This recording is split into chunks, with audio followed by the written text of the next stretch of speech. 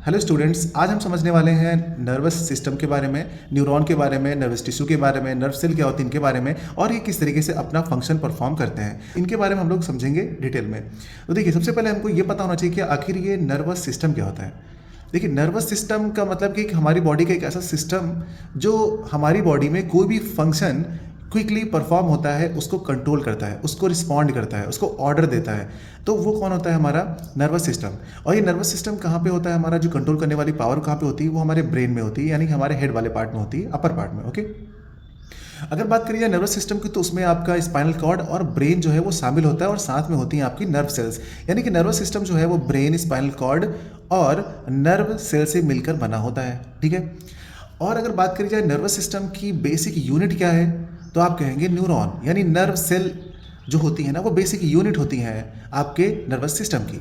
अच्छा, जैसे कि हमारी बॉडी में जो हेड वाला पार्ट है वो कंट्रोल करता है चीज़ों को, लेकिन अगर ये जो हाथ है हमारा, हम कोई एक्शन परफॉर्म करते हैं, हम आपको बता रहे हैं, आप किसी की तरफ उंगली दिखाते हैं या कुछ भी, आप अगर कोई भी एक्शन कर रहे हैं, तो वो ऑर्डर जो है वो तो ब्रेन से आ रहा है, लेकिन आप परफॉर्म तो किसी और पार्ट के थ्रू कर रहे हैं ना। तो वहाँ से, यानी हेड से उस फिंगर तक आने तक जो भी एक्शन परफॉर्म हो रहा है वो किसके थ्रू आ रहा है? तो वो जो है ना, वो आपकी नर्व्स होती हैं, यानी कि न्यूरॉन्स होते हैं।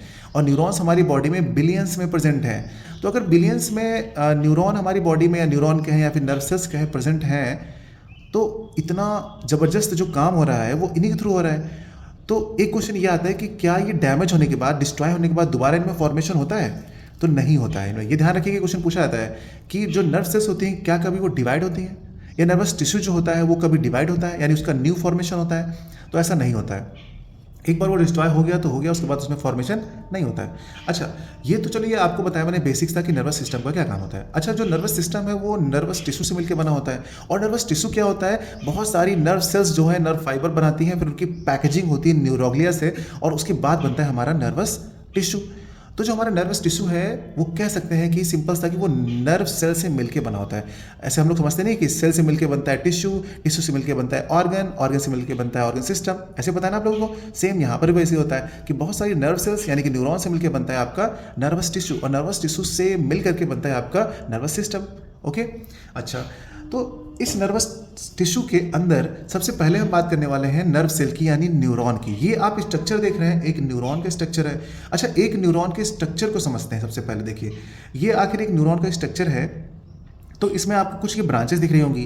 तो ये जो ऊपर का वाला पार्ट है ना, इतना वाला पार्ट, ये वाला जो पार्ट आपको देख पा रहे हैं, यहाँ से लेके ये ऊपर वाला पार्ट, इसको बोलते हैं हेड पार्ट, यानी ये हेड रीजन है। ओके, ये हो गया आपका हेड रीजन,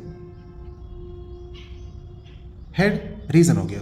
उसके बाद अगर नीचे वाला पार्ट देख रहे हैं, ये वाला इतना पार्ट है, तो ये वाला आपका टेल पार्ट हो जाएगा। ये हो गया आपका टेल, यहाँ से लेकर के जो जितना भी पार्ट नीचे का आप देख पा रहे हैं, ये पूरा का पूरा आपका टेल पार्ट है। यहाँ से इसको हम लोग, वो हेड रीजन था, ये टेल रीजन है।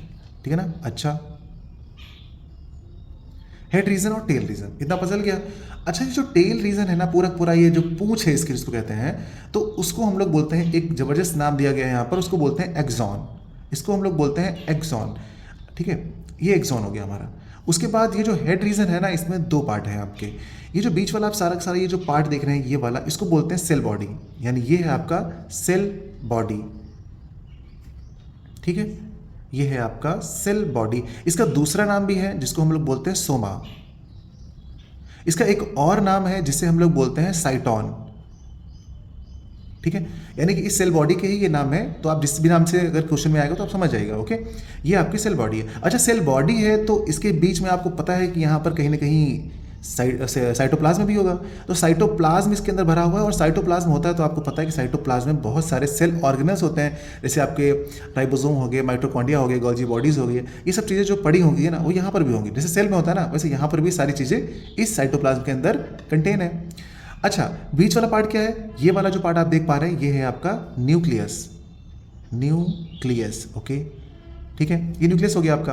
और इसके बाद जो यहाँ पर ये जो ब्रांचेस दिख रही हैं आपको, इसके बाद यहाँ पे ये वाली, अच्छा, इन ब्रांचेस, और ये न्यूक्लियस हो गया। इसके बाद जो ये ब्रांचेस दिख रही हैं, इन ब्रांचेस का भी एक नाम है यहाँ पर, इनको बोलते हैं डेंड्राइट्स। क्या बोलते हैं इनको? डेंड्राइट्स। ये बहुत सारी निकली हुई ना, एक ब्रांच को डेंड्राइट बोलते हैं, और यहाँ पे कई सारी ब्रांचेस हैं तो इसको बोलते हैं डेंड्राइट्स। डेंड्राइट्स। ये 1 2 3 4 बहुत सारे निकले ना सब में, तो ये डेंड्राइट्स हो गई। अच्छा, डेंड्राइट्स जहाँ से अराइज होती है ना, वहाँ पे एक पॉइंट होता है जिसको बोलते हैं डेंड्रॉन, ठीक है ना। डेंड्रॉन से अराइज होती है डेंड्राइट्स, ठीक है ना। अच्छा ठीक है, तो ये आप समझ गए। अच्छा, डेंड्रॉन यहाँ वाला पार्ट होता है डेंड्रॉन, इसको बोलते हैं डेंड्रॉन, जहाँ से ये आपकी ब्रांचेस निकली हुई होती हैं। ओके, सीबीएसई की बुक में नहीं था, लेकिन आईसीएसई बुक में ही लिखा हुआ था डेंड्रॉन, ठीक है। तो इसलिए हमने बता दिया आप लोगों को, ताकि सब लोगों को पूरी नॉलेज मिल पाए। डेंड्रॉन से निकलती हैं आपकी डेंड्राइट्स। अच्छा, सेल बॉडी से कनेक्ट होती हैं ये, और सेल बॉडी से कनेक्ट है आपका एक्सॉन। तो इतनी चीज़ें तो आपको समझ में आ गई होंगी, कैसे फंक्शन परफॉर्म करता है अपना ये न्यूरॉन। तो जो डेंड्राइट्स होते हैं ना, डेंड्राइट्स क्या करते हैं, इन्फॉर्मेशन को अदर पार्ट से, अदर बॉडी पार्ट हो गया या फिर अदर आपका न्यूरॉन हो गया, उससे ये रिसीव करते हैं। ये क्या करते हैं, मैसेज को रिसीव करते हैं, है ना। ये रिसीव करेंगे, और रिसीव करने के बाद जब ये रिसीव कर लेते हैं तो ये सेल बॉडी को प्रोवाइड कर देते हैं। यानी कि इन्फॉर्मेशन ये रिसीव करते हैं और सेल बॉडी को प्रोवाइड करते हैं। और सेल बॉडी क्या करती है, उस इन्फॉर्मेशन को, जो भी करेक्शन होता है उसके बाद वो इन्फॉर्मेशन को प्रोवाइड करती हैं एक्सॉन के पास। भाई इन्फॉर्मेशन इन्होंने दिया सेल बॉडी को, सेल बॉडी ने क्या किया, अब उस इन्फॉर्मेशन को न्यूक्लियस के पास ले जा करके उसके अंदर जो भी उसको प्रोसेसिंग करना होगा करने के बाद उन्होंने दे दिया एक्सॉन को। अब इन्फॉर्मेशन रेडी हो गई तो एक्सॉन लेकर के चल दिए हैं, यहाँ से लेके जा रहे थे एक्सॉन टर्मिनल के पास आ गए और यहाँ पर लेकर के इन्फॉर्मेशन खड़े हो गए। लेकिन ये जो इन्फॉर्मेशन आ रही है वो इम्पल्स के फॉर्म में आती है, ध्यान रखिएगा। यहाँ से इन्फॉर्मेशन जो आ रही है वो इम्पल्स के फॉर्म में, इम्पल्स का मतलब इलेक्ट्रिक सिग्नल के फॉर्म में, कुल कहने का मतलब ये है कि ये इलेक्ट्रिक सिग्नल के फॉर्म में यहाँ तक पहुँचती है इन्फॉर्मेशन, है ना। अच्छा, उसके बाद अच्छा देखिए, इन्फॉर्मेशन इस रास्ते से जा रही है तो इस रास्ते में कुछ आपको उबड़ खाबड़ चीज़ दिख रही होंगी, है ना। अब ये उबड़ खाबड़ चीज़ें क्या है, चलिए इनको बताते हैं। यहाँ पर ये एक रास्ता है और रास्ते से बड़ी धांसू चीज़ जा रही है, इन्फॉर्मेटिव चीज़ जा रही है, तो जाहिर सी बात है उसको लूटने वाले लोग खड़े होंगे, तो इसलिए उसको मजबूती दी गई है। और मजबूती देने का काम यहाँ पे जो आप ब्लैक देख रहे हैं यहाँ पे, ये क्या है अपनी, ये ब्लैक ब्लैक जो बनी हुई है ये स्वान सेल्स हैं। स्वान सेल्स हैं जो सब में प्रेजेंट है यहाँ पे, इनको बोलते हैं स्वान सेल। चलिए यहाँ पे लिख देते हैं हम इस तरफ, इसको लिखते हैं स्वान सेल, SCHWANN, और ये आपकी स्वान सेल हो गई, ठीक है। स्वान सेल प्रेजेंट है और स्वान सेल सिक्रीट करती है एक फैटी लिक्विड, एक फैटी सब्सटेंस, और वो फैटी सब्सटेंस जो है ना यहाँ पर थोड़ी देर में जम जाता है, फ्रीज हो जाता है, और वो जमने के बाद बाहर एक लेयर बना लेता है और उस लेयर को बोलते हैं माइलिन शीथ। क्या बना लेता है, माइलिन शीथ। तो यहाँ पर लिखेंगे माइलिन शीथ, ठीक है। ये जो लेयर है, और यही लेयर क्या करती है यहाँ पे, इसको प्रोटेक्शन का काम करती है, इसको प्रोटेक्ट करके रखती है। किसको, ये जो एक्सॉन जा रहा है ना अंदर से, ये वाला एक्सॉन, इस एक्सॉन को प्रोटेक्शन देने का काम करती है माइलिन शीथ। और माइलिन शीथ कहाँ से बनती है, कैसे बनती है, स्वान सेल के सिक्रीशन से बनती है। बढ़िया, ठीक है। उसके बीच में ये जो आपको गैप दिख रहे होगा ना, ये गैप, इन गैप्स को बोलते हैं नोड्स ऑफ रैनवियर। क्या बोलते हैं इनको, इनको बोलते हैं नोड ऑफ रैनवियर। बहुत सारे हैं ना, तो इनको बोलते हैं नोड्स ऑफ रैनवियर, ठीक है। इन्हें बोलते हैं हम लोग नोड्स ऑफ रैनवियर। अच्छा, इनके काम क्या होते हैं, देखिए माइलिन शीथ का तो काम पता चल गया आपको कि भाई ये क्या करता है, ये इसको प्रोटेक्शन देता है, लेकिन ये क्या काम करता है। अब देखिए इन्फॉर्मेशन आ रही है, इसके अंदर स्लो हो जाएगी, और फिर यहाँ पे अगर ये गैप ना हो ना तो इन्फॉर्मेशन आगे पहुंच ही नहीं पाएगी। होता क्या है, इनके थ्रू होता है डिफ्यूजन। यहाँ पे नोड्स ऑफ रैनवियर डिफ्यूजन का काम करते हैं और इन्हीं के थ्रू इन्फॉर्मेशन जंप करके आगे पहुंच जाती है।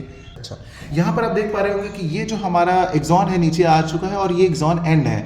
ये सारे के सारे पार्ट आप देख रहे हैं, ये सब एक्सॉन एंड हैं और एक्सॉन टर्मिनल भी इसको बोलते हैं। और यहाँ पर ये जो बाहर का हिस्सा है ना, इसको हम लोग साइनेप्टिक बल्ब भी बोलते हैं, क्योंकि इस बल्ब के अंदर फिल होता है एक केमिकल, ठीक है ना।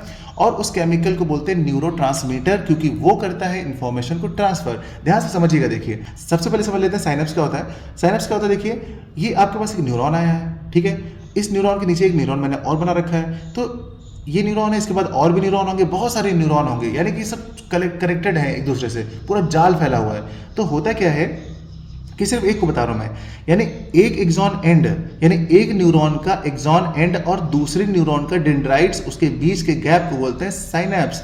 यानी synapse is the gap between the two neuron. ये हुई ना बात, तो बस इसी को बोलते हैं हम लोग साइनैप्स। लेकिन आप और अच्छे से बताना चाहते हैं तो आप बोलेंगे कि synapse is the gap between the axon end of first neuron and dendrites of another neuron. ये हो जाएगी इसकी कंप्लीट डेफिनेशन। कुल मिला के ये एक गैप ही है। अच्छा, अब इस गैप के अंदर इंफॉर्मेशन कैसे ट्रांसफर होती है इसको समझ लो ध्यान से। देखो यहाँ पर मैंने कहा कि साइनेप्टिक बल्ब के अंदर एक केमिकल सब्सटेंस फिल होता है और उस केमिकल सब्सटेंस में आ जाती है ये एक्सॉन लेकर के जो इन्फॉर्मेशन आता है उसी में पहुंच जाती है। अब ये इन्फॉर्मेशन ना चेंज हो जाती है, कैसे? देखिए यहाँ से जो इन्फॉर्मेशन आई है ना वो इलेक्ट्रिक इम्पल्स के फॉर्म में आई है, यहाँ से सिग्नल जो आया है इम्पल्स के फॉर्म में आया है और ये अब चेंज हो जाएगा आपका इलेक्ट्रोकेमिकल में, ठीक है ना। यानी कि देखिए जो एक्सॉन इन्फॉर्मेशन लेकर के आया है यहाँ तक वो इन्फॉर्मेशन जो है आपकी इम्पल्सेस के फॉर्म में आई है, यानी इलेक्ट्रिक सिग्नल के फॉर्म में आई है।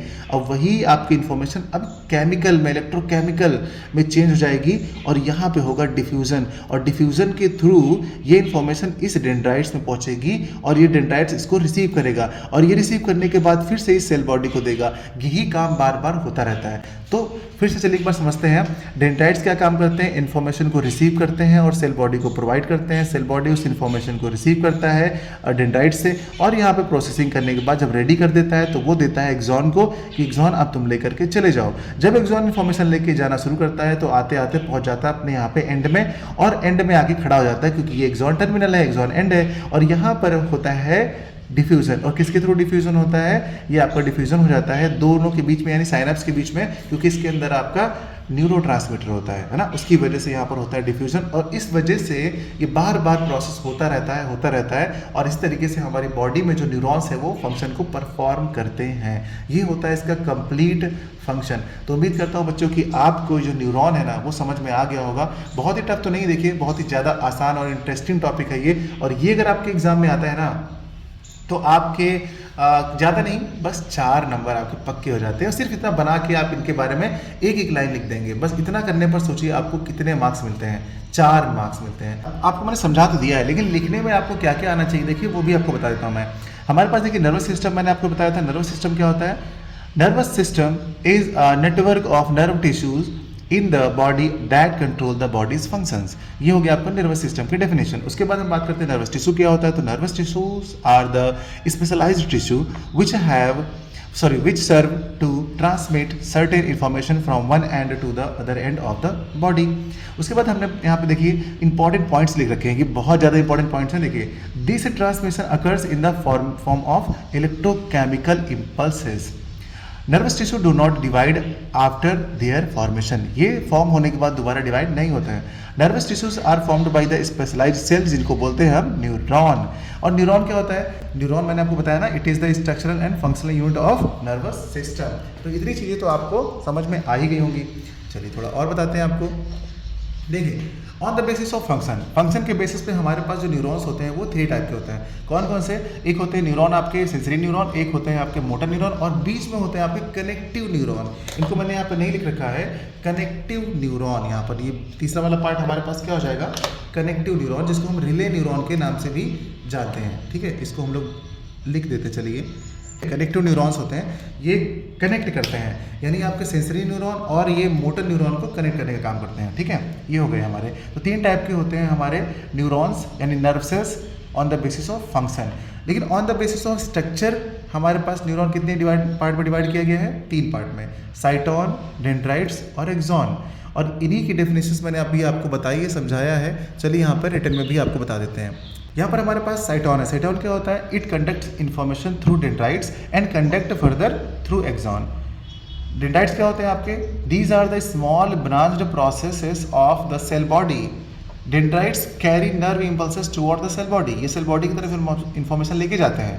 And it convert chemical signals into electrical signal. अभी मैंने ये बताया था ना कि ये उस इम्पल्स को चेंज कर देते हैं इलेक्ट्रिकल सिग्नल में, यानी केमिकल को इलेक्ट्रिकल में चेंज करने का काम कौन करता है? डेंड्राइट्स। ये ध्यान दीजिएगा, पूछा जाता है। एक्सॉन क्या होता है? It carry electrical signals away from साइटोन, यानी साइटोन से इन्फॉर्मेशन ले जाने का काम कौन करता है? आपके एक्सॉन करते हैं। इतना रिटन वर्क हो गया आपके पास, बस इतना ही आपको पता होना चाहिए। इसमें से जो भी पूछा जाएगा आप बता देंगे। अगर कोई टॉपिक आपको कन्फ्यूजन में है, कोई टॉपिक आपको डाउटफुल है और समझने में दिक्कत कर रहा है तो आप हमें कमेंट कीजिएगा, मैं उस टॉपिक को क्लियरली आपको जरूर बताऊंगा। मिलते हैं अगली क्लास में एक नए टॉपिक के साथ। थैंक यू बच्चों।